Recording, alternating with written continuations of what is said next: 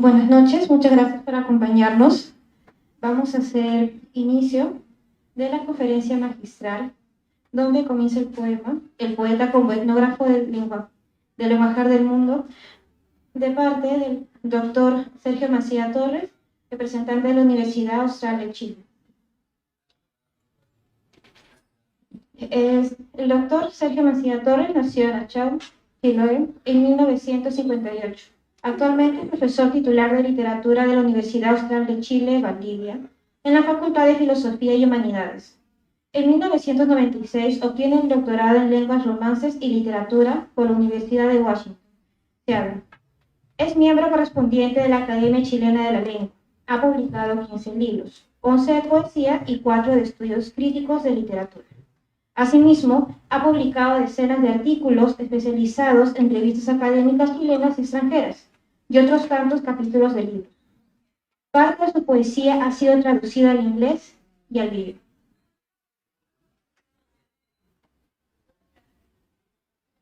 Con ustedes, el doctor. Una brevísima palabra, ¿no?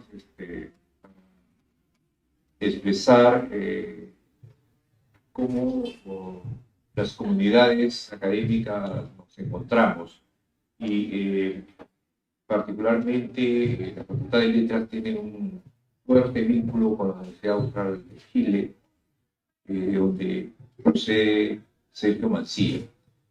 Sergio es uno de los poetas más representativos del sur, que hay que decirlo así, del sur profundo, que no es una metáfora solamente, sino es una práctica.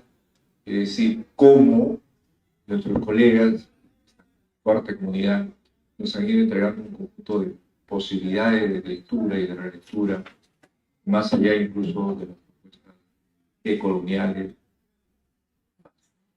Entonces, simplemente para darte la bienvenida y agradecerte que hayas aceptado como colega estar en nuestra casa de estudios y dar esta conferencia. Muchas gracias, Sergio, y adelante. Buenas tardes. Constituye para mí un honor y un privilegio estar aquí en esta festera, estar hablando en la universidad más antigua de América. Gracias en gran medida a la persistencia, a la tenacidad, a la generosidad de mi colega Giovanna Giuvini, que me entusiasmó a que viniese, y naturalmente agradezco la gentileza, hospitalidad, amabilidad de los alumnos y profesores de la Universidad de San Marcos, de la Facultad de Humanidades, perdón si me equivoco con el nombre, y en particular por la amabilidad del señor decano, colega, amigo Gonzalo Espino, también poeta, aquí a mi lado. ¿Dónde comienza el poema? ¿Cómo comprender, o al menos representarse, la tarea del poeta situado en el cruce de las dialógicas interculturales, tanto como en el locus de los espacios físicos y simbólicos que se conectan con la memoria y con las cotidianidades emergentes y contingentes de la vida? Creo que un buen punto de partida sería plantear la idea de que, por un lado, el poeta tiene un deber de respeto y amor por el lenguaje heredado de los suyos, y por otro, el deber de reinventarlo, con y gracias a la literatura, para dar cuenta de su propio presente. La pregunta que da título a esta intervención alude a la problemática de preguntarnos quién le presta o regala al poeta los materiales primarios de su escritura, de dónde vienen, qué reclaman estos materiales a la hora de convertirse en sustancias constituyentes de la poesía. Comencemos por oír a Gabriela Mistral. Dice Gabriela: ahora voy a obedecer a nuestro ministro y a nuestro director de educación contando cómo escribo, si es que yo sé alguna cosa clara y efectiva sobre cómo escribo. El tema que me dieron fue esto: ¿cómo hace usted sus versos? Y me ha hecho acordar de una preciosa parábola de Pedro Prado, el chileno. Pedro Prado cuenta que una vez una señora entró a un jardín y le pidió una rosa al jardinero, con esa tremenda superficialidad que tenemos las mujeres, una rosa. Pero el jardinero era un varón muy profundo, era un viejo jardinero muy vivido, y el jardinero le contesta: yo le doy a usted la rosa, la que quiera, siempre que la corte donde ella comience. Entonces la señora se va derecho a cortar allá, a medio tallo por ahí, y le dice el jardinero: no, la rosa no comienza ahí. ¿Usted cree que la rosa va a comenzar casi en el pedúnculo? Ah, dice la señora, entonces va con la tijera más abajo. Ah, no, le dice, usted se equivoca. ¿Usted cree que ahí comienza esa cosa florida que hay arriba? ¿Y con qué savia se alimentará? Ah, dice la señora, y va a cortar sobre el suelo. Ah, no, le dice el jardinero, ¿usted cree que es ahí precisamente donde comienza sin la raíz? Ah, dice ella, entonces la voy a arrancar. Y le dice el jardinero: ¿usted cree que comienzan las raíces? ¿Y de dónde la vendría todo lo que tiene? Estoy transcribiendo textualmente las palabras de Gabriela Mistral, con esas formas raras que tenía ella de construir su gramática. La señora se quedó muy perpleja y no la corta. El poema tampoco sabemos dónde comienza. ¿Comienza en el momento en que se hace? Ah, no. Comienza en el momento en que nos cae esa especie de puntada de la emoción, esa lanzada de la emoción. Es que cuando la lanzada nos trabaja, ya venía de tan tarde el hacerse la carne tierna para la lanzada. Habría que remontar a todo lo que nos ha ido trabajando el corazón para esa calidad de la carne que le damos a la puntillada. Es decir, habría que comenzar en la infancia, donde todo comienza. Pero cuando nacemos ya traemos tanto capital viejo y deudas grandes. Habría que comenzar con toda la muchedumbre de nuestros antepasados. Menudo trabajo contar cómo se hacen los versos. Este es el comienzo del discurso que pronunciara Gabriela Mistral en enero de 1938 en Montevideo, en ocasión en que se reunieron Gabriela Mistral, Juana de Ibarbourou y Alfonsina Storni. De esa intervención hay un texto que se cita mucho, que es ¿Cómo escribo?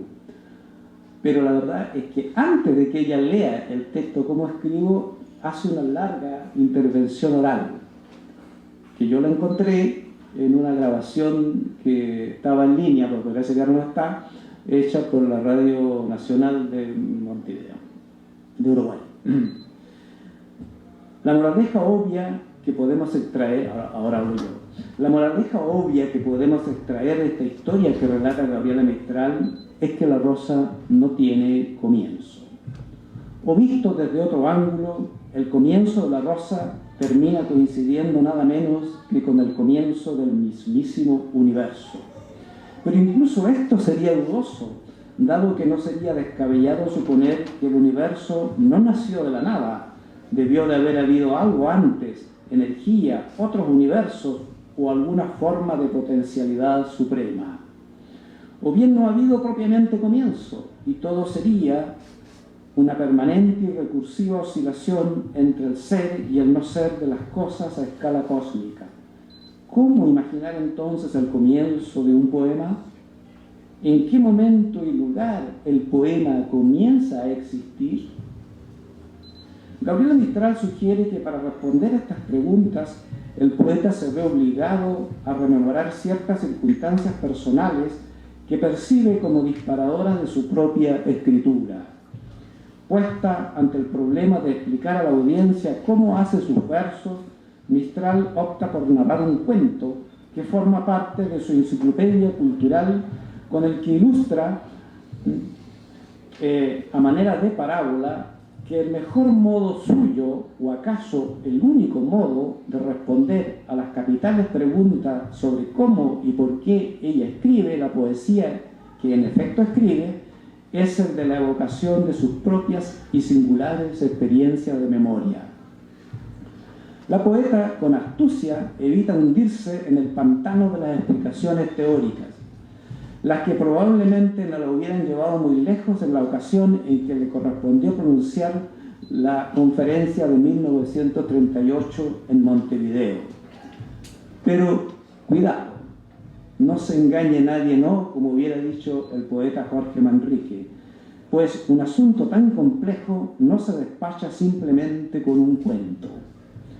En el relato tomado de Pedro Prado sí hay una respuesta teórica que no debiéramos pasar por alto en absoluto. Se trata de la idea de que el poema es un punto de encuentro de procesos vitales muy reales, muy materiales, que han venido sucediendo como un vasto encadenamiento de ciclos de existencia sin principio ni final conocidos. Estos procesos vitales toman aquí la forma de un conjunto de significados aprendidos de y sobre el mundo que el poeta consigue reunir y tornar coherentes en un texto singular que llamaremos poema, en el que la función poético-simbólica prevalece por sobre cualquier otra clase de funcionalidad textual. Mistral proyecta en su conferencia una visión ecológica de la poesía, en cuanto que la ve como parte de una totalidad, de la cual la poesía forma orgánicamente parte, totalidad indisociable de las condiciones materiales del mundo, las mismas que hacen posible nuestra existencia en él como seres pensantes, imaginantes, sintientes y escribientes, habría que agregar, para quienes nos dedicamos a la escritura literaria. La poesía no es un añadido ornamental al mundo, como la rosa no es ornamento del orden natural del que forma parte. Invito pues a que veamos la poesía como una manifestación discursiva del mundo material, de la cual el poeta se hace cargo a condición de gestor y transmisor de esta mediante el despliegue de su capacidad creadora en y con el lenguaje. Capacidad creadora que ciertamente no es privativa del poeta, sino, como lo sugiere Gabriela Mistral en su intervención montevideana, lo es de todo lo viviente. El poema, puesto en la escena de la totalidad del mundo, ni empieza ni termina.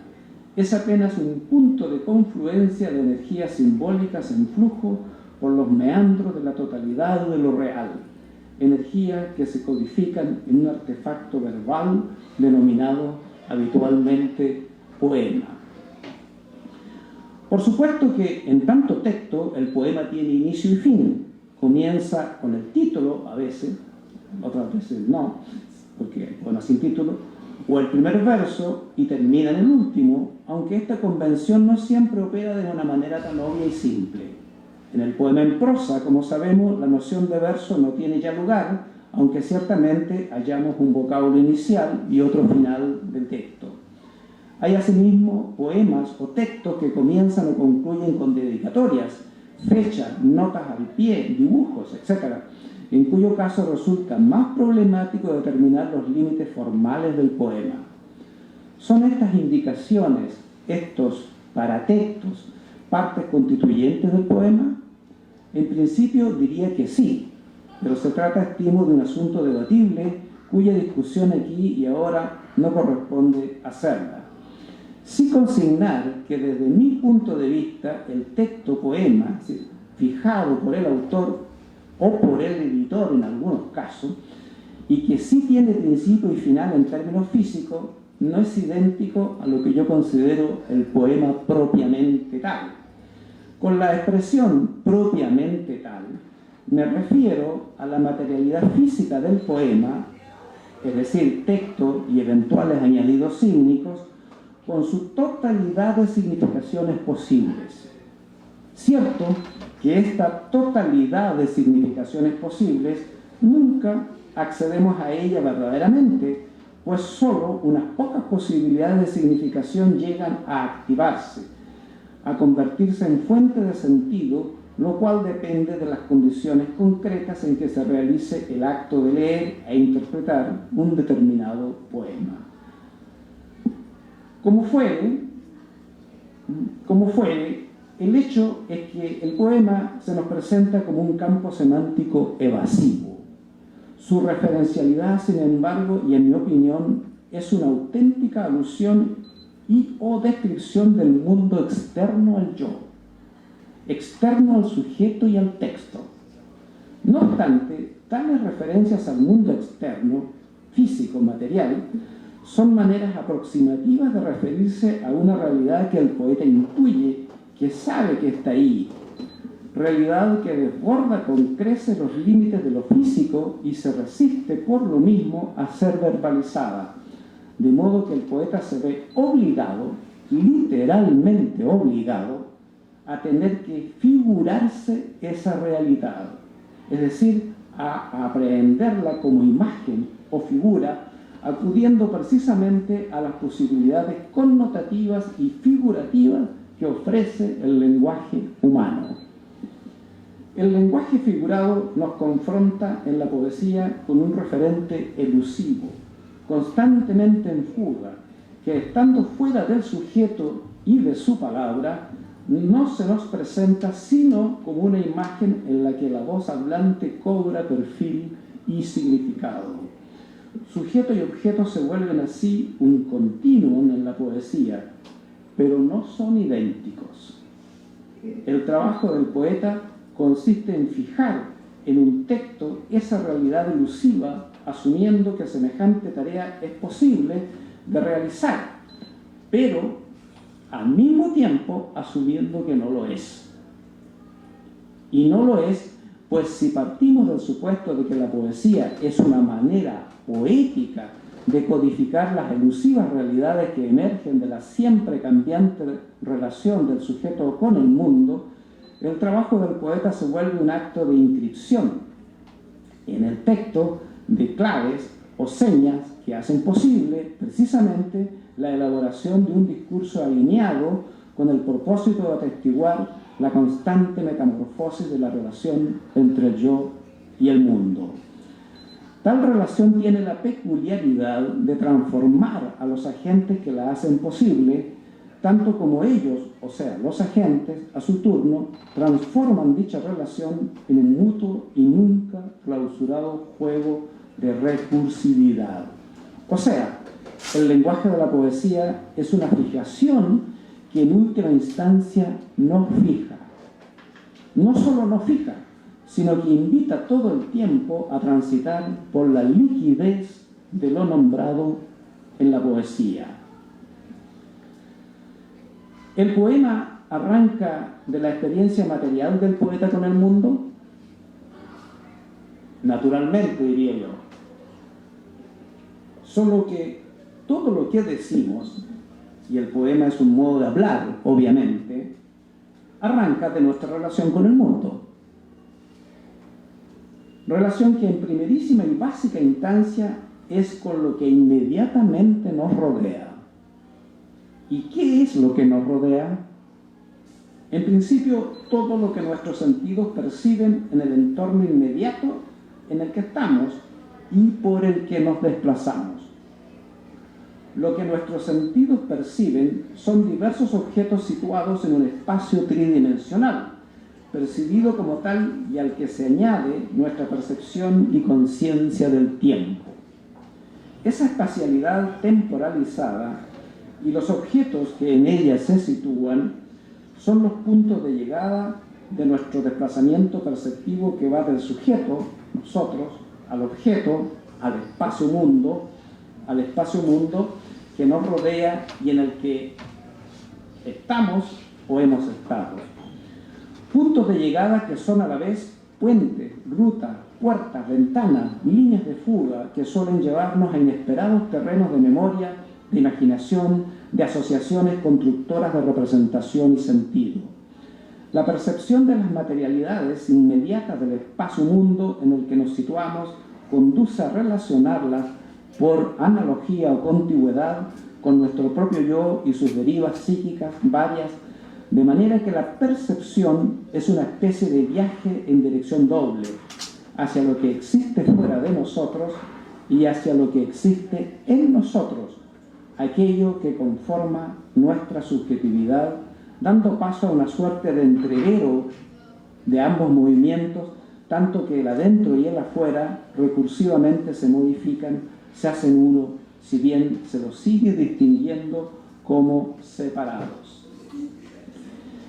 Eso que he llamado antes espacio-mundo se convierte en cronotopo, perfilado desde y con la subjetividad sin más límite que aquel que conseguimos trazar a partir de lo que podemos y no podemos percibir, imaginar, conceptualizar en las circunstancias concretas de nuestro devenir en un momento dado.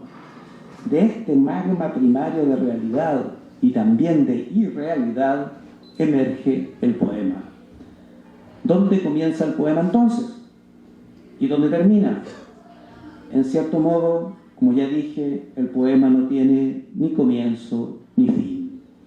O dicho de otra manera, su comienzo y su fin yacen contingentemente en los límites de su representación genealógica por parte del autor y en los confines de su interpretación. Un poema comienza en aquel punto máximo hasta el cual el autor puede remontarse a la hora de hacer uso de la génesis de su texto, caso en que el autor opera entonces como una especie de arqueólogo o etnógrafo de sí mismo. Un poema termina en aquel otro punto hasta donde el lector consigue llegar en su esfuerzo por comprender y apropiarse del poema. Esperando que un mundo sea desenterrado por el lenguaje, alguien canta el lugar en que se forma el silencio.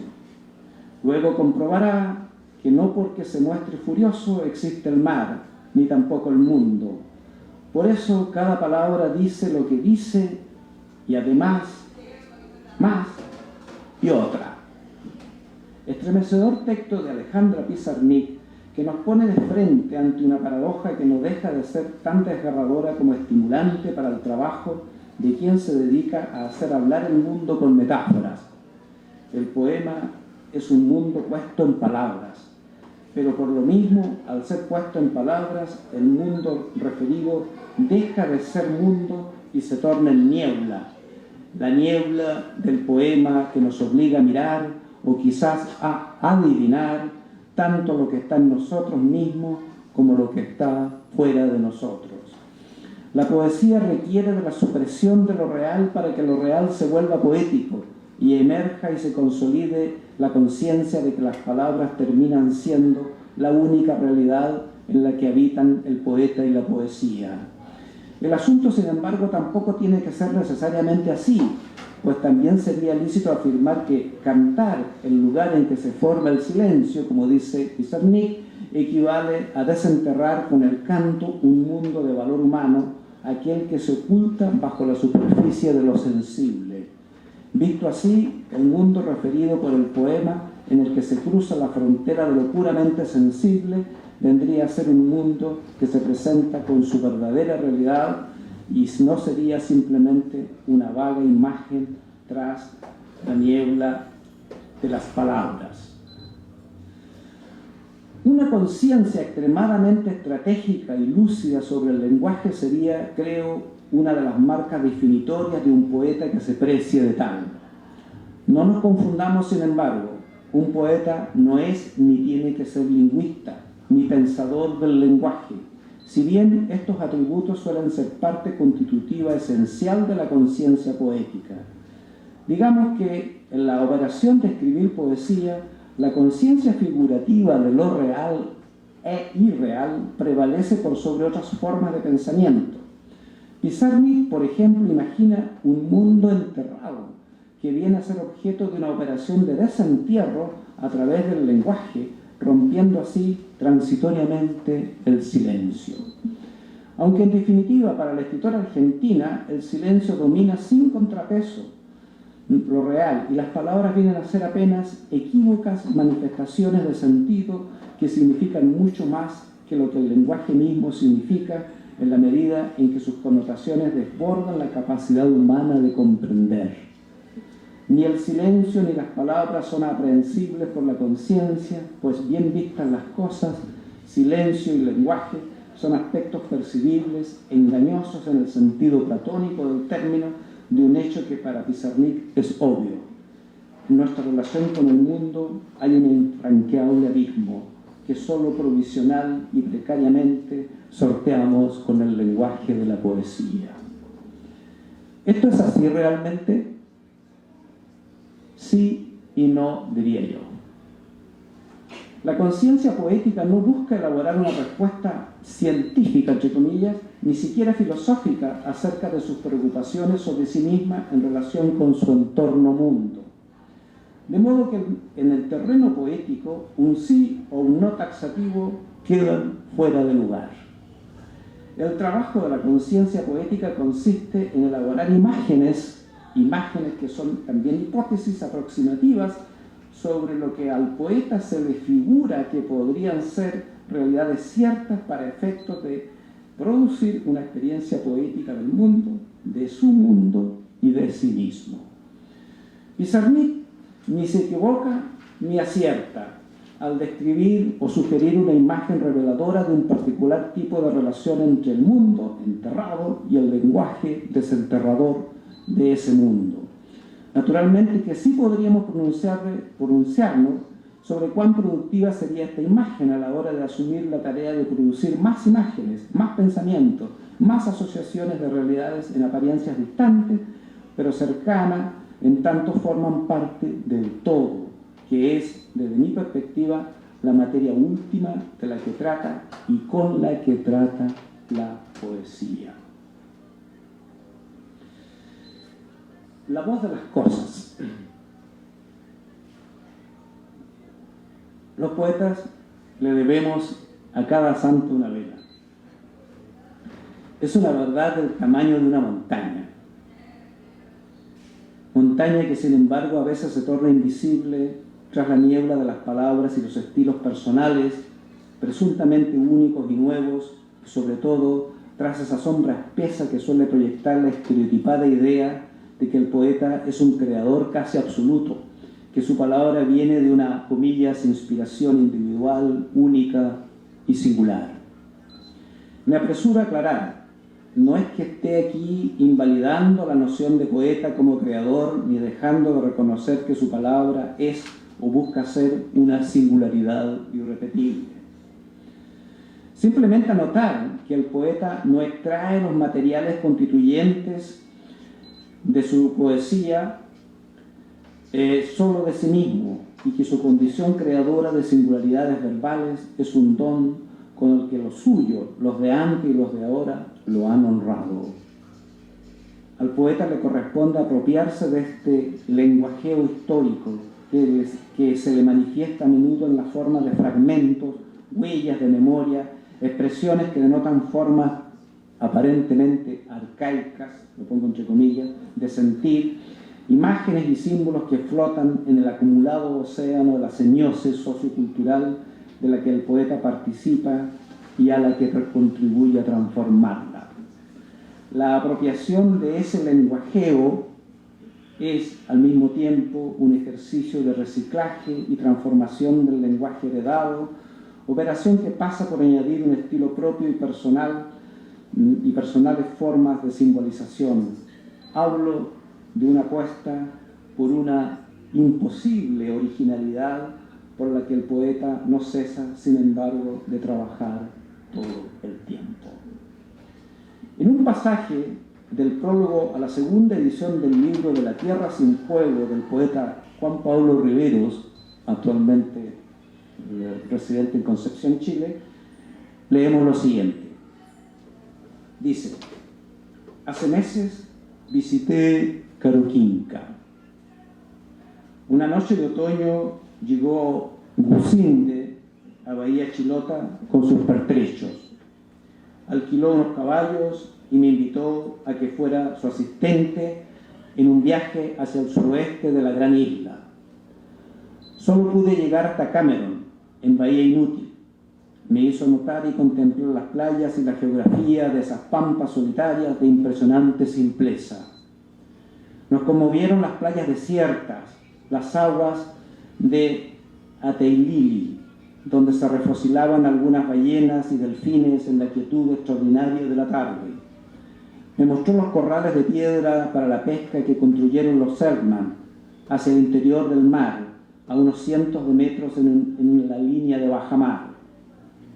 En un momento, mientras observábamos el trabajo nervioso de un coruro junto a las arenas de un riachuelo, lo sentí inquieto y me dijo que debía partir, que debía informar urgentemente sobre algunas modificaciones y rectificaciones al mapa sobre el lago Blanco y unos pequeños afluentes que desaguaban en él.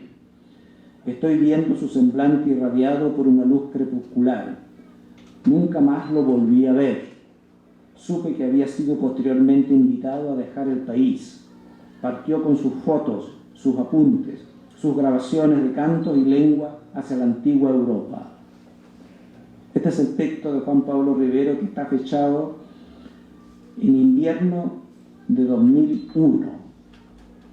Es importante retener el dato de esta fecha, fechado en invierno de 2001. El texto se refiere a una descripción de la isla de Tierra del Fuego, que existe en el extremo suraustral de Sudamérica, allá donde termina Sudamérica literalmente, y más allá viene la Antártida.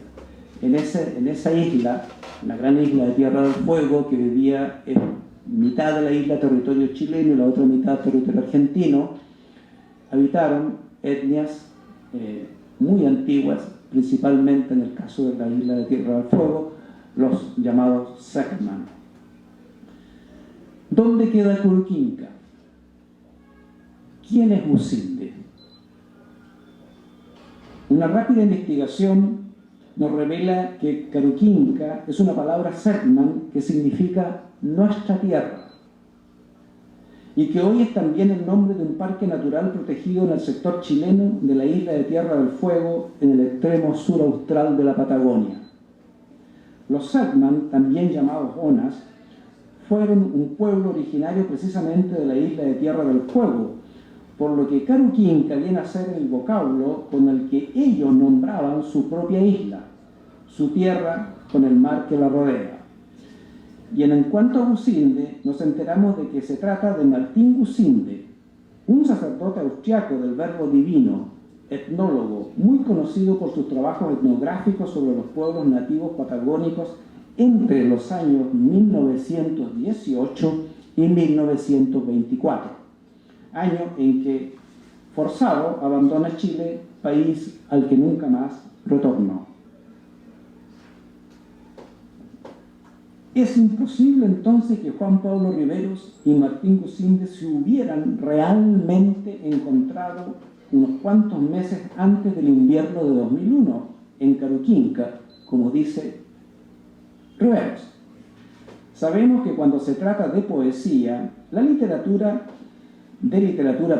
atenerse a las limitaciones materiales del tiempo y el espacio no es ninguna obligación, menos si el empeño poético, como el de Riveros en este caso, es elaborar un entrecruce de textos y memorias que se valen tanto de la imaginación como de documentos etnográficos que hoy son testimonios de un mundo desaparecido.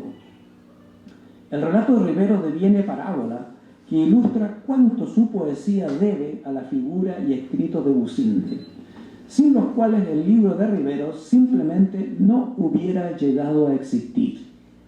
Gusinde y Riveros se hacen uno, al tiempo que no son uno, pues uno es el etnógrafo, el testigo de primera mano, el otro es el poeta, lector de Gusinde, alguien que dispone apenas de la palabra poética para devolver vida a los muertos, palabra que por otra parte se hace con las voces de tantos muertos esos que, según expresión de Rivero, murieron de Occidente. El libro de Rivero se vale del modelo de los libros de viaje para elaborar una imagen literaria de Caruquinca, la que nos transporta imaginativamente al momento en que Gusinde estuvo ahí, lo que nos permite como lectores compartir con él y con los últimos Selkman sobrevivientes que fueron sus amigos y que le narraron sus relatos identitarios esenciales y le representaron sus rituales explicándoles el sentido de estos. En Caruquinca, o sea, en nuestra tierra, ocurrió alguna vez una larga y respetuosa conversación entre Gusinde y los Selkman. El libro de Riveros, en un sentido, se propone como la continuación de ese diálogo intercultural en el terreno de la poesía. En otro sentido, complementario, es una acusación contra esa monstruosa historia de colonización y exterminio acontecida entre 1880 y 1920, aproximadamente en los territorios australes de América del Sur, y que acabó con culturas milenarias. Esto no es 1600, no es 1550, es 1890, 1900. O sea, menos de 150 años. Riveros, de la mano de Gusinde, esculcan los restos de ese mundo enterrado, aunque no extinto, en la medida en que las voces de esos sujetos siguen aún oyéndose. Desde la tiniebla del horror homicida, la poesía hace visible la aleccionadora belleza de ese mundo Selkman, así como los horrores de la colonización occidental, que no tuvo ni ojos ni oídos para ver o escuchar la sabiduría milenaria de los nativos. Horrores que luego volverán a aparecer en 1973 en Chile, como si la historia de Occidente no fuera sino una recurrente historia de aniquilación del otro. Rivero, muy consciente de que la poesía se hace con la palabra de muchos, elabora una escena que recuerda a Dante y a Virgilio, recorriendo el infierno de la Divina Comedia. Gusinde, el etnógrafo, el testigo, el guía, aporta a Rivero su propia voz y a través de ella las voces de los indígenas en la forma de huellas, de signos y símbolos que hablan tanto de ese mundo perdido como del lugar del poeta moderno ante la memoria trágica que lidia con esa modernidad que es al mismo tiempo su propia modernidad, aniquiladora del otro no occidental. Rivero nos dirá: somos descendientes de verdugos y de víctimas. Ahora bien, si queremos un mundo mejor, la poesía no ha de ser precisamente una loa a esos verdugos, por lo que el ejercicio de la memoria poética de la historia implica de entrada una elección ética a favor de las víctimas. Riveros en su libro nos invita con las armas de la poesía a hacernos una imagen de lo que fue ese mundo, de lo que sigue siendo hoy, de lo que somos o podríamos ser hoy ante ese mundo, o sea, nosotros mismos.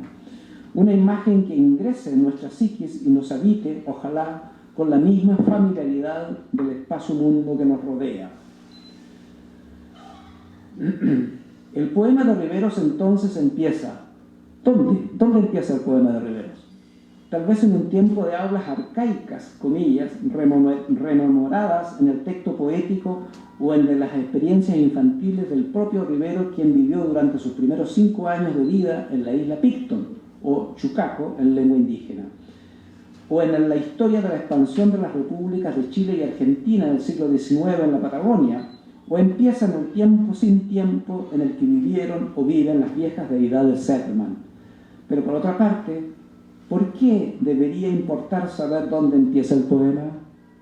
Importa, creo, porque es una manera de leer con una memoria larga, activando la actitud de reconocer que todos y cada uno de los textos poéticos particulares se empeñan en un lenguajeo vasto, líquido, que está permanentemente aconteciendo en un domicilio siempre colectivo que desborda fronteras, culturas, épocas. Volvemos de la mano de Gabriela Mistral a una imagen siempre abierta y en proceso de la totalidad ontológica del existir.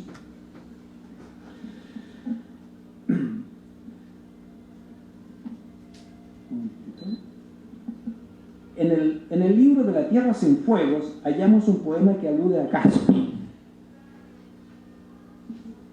Retengan esta palabra, por favor. Caspi es una categoría de pensamiento Seligman, que si tuviéramos que trasladarla a la manera occidental de pensar, tendríamos que situarla en los terrenos de la metafísica, de la poesía, de lo religioso, de lo luminoso, todo al mismo tiempo. Es un concepto elusivo, pero a la vez muy sugerente para transportarnos a un espacio semiótico en que el ensueño, la memoria, la fantasía y percepción de la cotidianidad se unifican en beneficio de constituir una forma de relación imaginativo-simbólica con las cosas del mundo y con nosotros mismos. Fernando Correa Navarro, en un artículo de 2009, escribe: en un relato Seligman encontramos una brillante explicación fenomenológica de lo que es Caspi. Y él cita el relato. El relato dice lo siguiente, o testimonio en realidad de la persona que le informa sobre lo que es Caspi. Dice: ¿habéis visto alguna vez el reflejo de vuestro rostro en uno de esos días de sol claro y brillante de nuestra hermosa primavera en el espejo de una fuente cristalina? Recuerdo perfectamente cuando observé por primera vez mi propio rostro en esa forma. Era joven, un niño de pocos años. Me precipité sobre el agua y quise prender la imagen, pero me parecía digna de hacerla mía. Ni sospechaba siquiera que era mi propio rostro. Pero al tocar el agua y agitar su frágil superficie, se desfiguró la imagen y luego desapareció. Después se me ocurrió que había sido mi propia figura. ¿Pero era realmente yo? No podía ser. Toqué mi rostro y se encontraba distante del agua. Además era de carne y hueso y lo podía sentir, produciéndome la sensación de algo sólido y cálido. Esa imagen en el agua, en cambio, no la podía tocar. Era como una sombra, aunque colorida. Eso sí que impalpable. ¿Qué era entonces? Digo que era mi Caspi. Oigamos ahora la versión de Juan Pablo Rivero en la forma de un poema.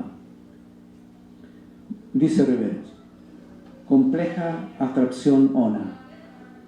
En la sombra de un hombre, en el reflejo de un rostro, en lo íntimo del agua, en un indicio luminoso de la selva o en la débil capa de humo, prevención del infortunio, el Caspi. Oh, espíritu bueno, el Caspi de Lucinde, hermoso, como el cuello negro del cisne que fulge. ¿Asustado? No, reflexivo, sobre copos de témpanos en los mares australes. Un buen mono transforma su pesada herencia material en algo similar al Caspi. Pregunto de nuevo, ¿dónde empieza el poema de Riveros? ¿En los escritos etnográficos de Lucinde? ¿En los relatos orales de los Seligman? ¿En las propias experiencias de vida del autor en Isla Picto y Punta Arenas? Todas las preguntas podrían responderse afirmativamente. No obstante, hay que consignar que Riveros no oyó nunca los relatos Seligman en lengua nativa. Es un poeta que llegó cuando el desastre del colonialismo homicida había ya ocurrido. Un poeta tardío, diría Harold Bloom, pero no por haber llegado después de Shakespeare. Riveros se verá pues obligado a trabajar con trazas de memoria, con huellas discursivas que están en determinados textos literarios o no, pero también huellas que están en los animales, en las plantas, en los paisajes de Tierra del Fuego, en sus propias vivencias infantiles en la isla Picton enclavada en el canal Beagle, en Punta Arenas, misma ciudad en que residiera Gabriela Mistral entre 1918 y 1920. No por nada Riveros acude con frecuencia a libros de viajeros y exploradores de la Patagonia y Antártica de distintas épocas.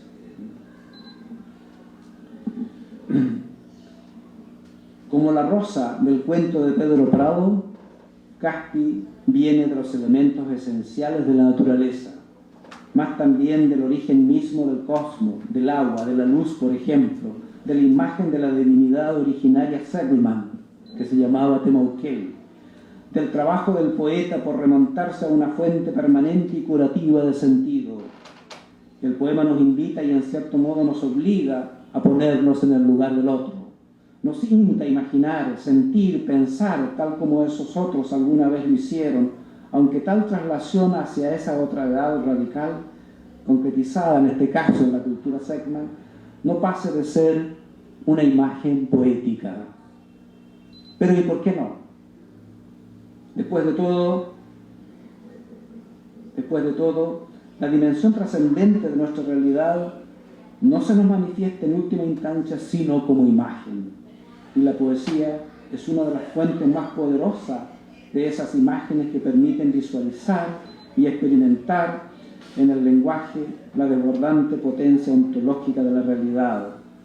Habrá pues poesía en el poema si éste nos hace ver o al menos intuir que antes y después del texto del poema hay un mundo cuyos límites se pierden en un tiempo inaprensible que ha existido y existe para que ese poema particular, La Rosa del cuento de Pedro Prado, exista y nos provea de esa experiencia aurática de misterio que solemos llamar poesía. Pregunto una vez más, ¿dónde comienza el poema? Diría a modo de principio general que en las aulas de quienes nos heredaron el lenguaje o los lenguajes y determinados modos o sistemas de simbolización de referentes fundamentales. A esos prójimos nos debemos, como nos debemos a las cosas del mundo que desde su silencio nos comunican sus remotos orígenes que vienen de los tiempos primeros del cosmos. La oralidad ancestral tiene muchísimo que decir. Constituye el vasto coro de voces que nos interpelan desde esa realidad otra, la suya, que es también la nuestra, aun si de ella solo quedaran vestigios, aun si ella solo fuera Caspi. Porque hasta los vestigios hablan. ¿No sería entonces extraño decir que para el poeta los muertos son sus verdaderos contemporáneos? A su modo, ellos no cesan de hablar de su futuro, o sea, de nuestro tiempo. Hay que dejar que el silencio hable y registrar su murmullo en un poema cuyo origen y fin se hacen uno con el universo mismo. Aun si el poema no hable apenas sino de un humilde olmo viejo y seco, hendido por el rayo y en su mitad podrido, como tan bellamente escribiera alguna vez Antonio Machado. Y quiero cerrar esta intervención mía leyendo un texto de mi propia autoría de un libro que ha quedado aquí en la biblioteca y que hace sentido con lo que acabo de comentar. Los difuntos se niegan a salir de nuestra memoria. Mi padre, por ejemplo, murió hace varios años, pero su imagen, sus dichos, vuelven una y otra vez a reiterarse en lo que digo y en lo que sueño. Están ahí los difuntos, porfiados, lánguidos, ocupando los recuerdos. Tus llamados nos vuelven impotentes dioses. Sabemos más que ellos lo que ocurrió después de su muerte. Sabemos, por ejemplo, de la viuda que se volvió a casar, de los hijos que subastaron sin respeto alguno las herencias, de la casa que quedó abandonada junto al camino gris, de los lacrimosos epitafios escritos sobre mármol, pero no podemos cambiar nada de lo que ellos vivieron ni expulsarlos del relato de nuestras vidas.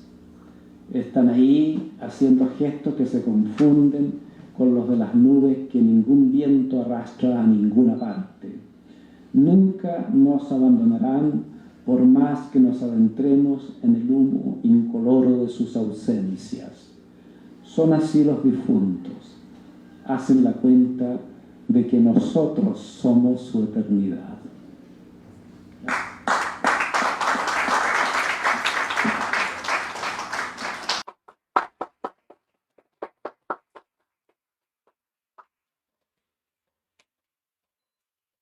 Tuve que confesar que hicieron cuando enviaste tu semilla, y esto, ¿por dónde va?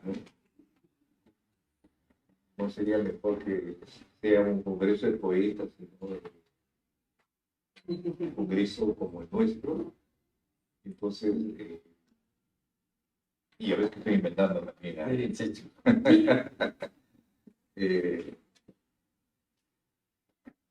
dijimos, a ver cómo están las experiencias y qué reto nos podemos plantear. Una de las cosas que obviamente lo estamos planteando es cómo nuestros creadores, nuestros nuestros hermanos indígenas, comienzan a reflexionar sobre su propia poesía.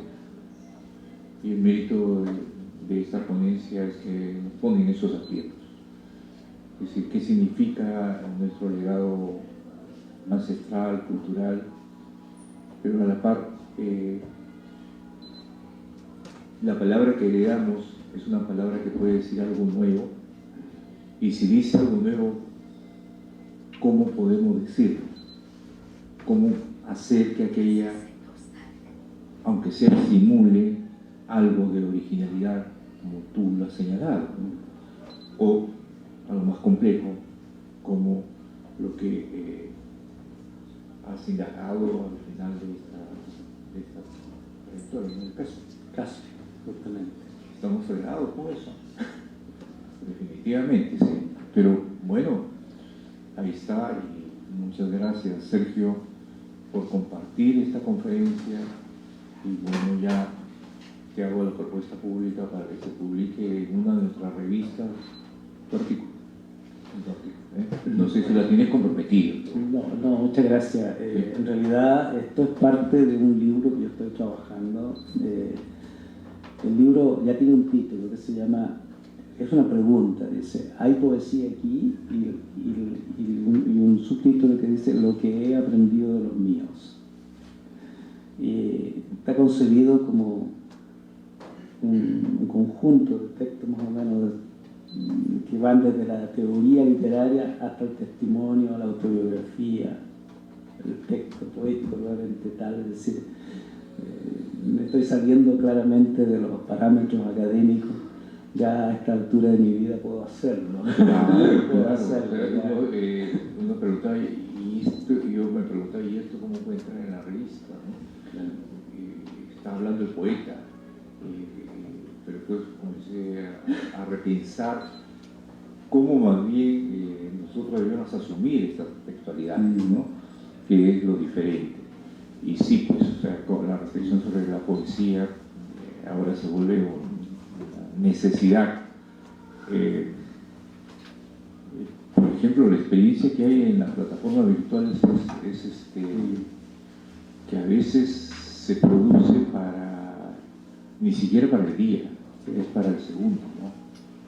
Pasado el segundo, yo en este periódico de ayer que hablaba Anderson, ¿no? Anderson, ¿no? Benedict Anderson, ¿no? Es decir, cómo la historia es una situación de continuidades, y el periódico, la escena era el día siguiente era lo ya olvidado, pero el día de hoy estos recursos de las plataformas aparecen textos poéticos que son así momentáneos, ¿no? Que tal vez no están apostando más, ¿no? Bueno, muchas gracias. Ya lo dije al comienzo, es un honor estar acá y agradecerles la paciencia, el tiempo. Han soportado casi una hora de lectura y eso es mucho, y muchas gracias nuevamente. Y aquí los que están en línea, sí, por cierto, también agradecidísimo. Muchas gracias, Sergio, un abrazo enorme y gracias por vernos, enorme fue. Un pequeño receso de 5 minutos para entrar a los homenajes. Gracias.